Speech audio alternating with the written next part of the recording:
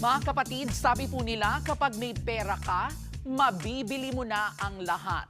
Pero gaano ba karami ang lahat kapag ang yaman mo umabot na sa $1 trillion? Katumbas po yan ng 60 trillion pesos. Sa ngayon, si Elon Musk ang itinuturing na pinakamayamang tao sa buong mundo at kauna-unahang tao sa kasaysayan na umabot sa antas ng pagiging trilyonaryo. Paano po niya yan na-achieve? Umakyat ang yaman ni Elon Musk bunsod ng makasaysayang Initial Public Offering o IPO ng SpaceX. Ang IPO ay kapag ang isang private company ay binuksan para makapag-invest ang publiko.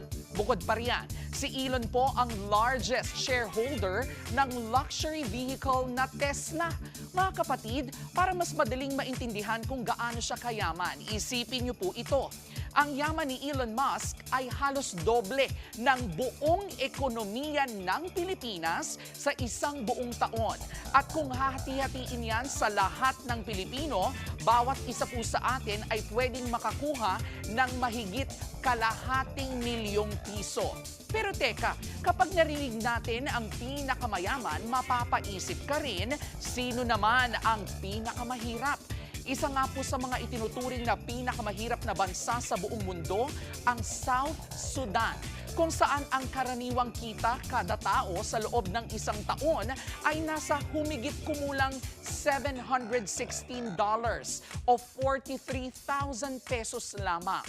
Kung minimum wage earner ka naman dito sa Metro Manila, 645 pesos ang kita mo kada araw.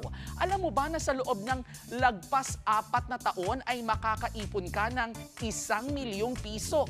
Pero yan po ay kung hindi ka gagastos ng kahit piso sa sweldo mo. Imposible, di ba? Etong masuntok sa buwan.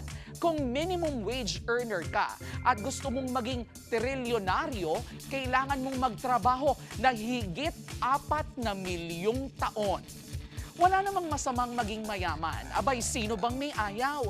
Pero mga kapatid, ang kwento ng pinakamayamang tao sa buong mundo o ng kahit sinong sobrang yaman ay reality check sa laki ng agwat nila sa mga mahihirap.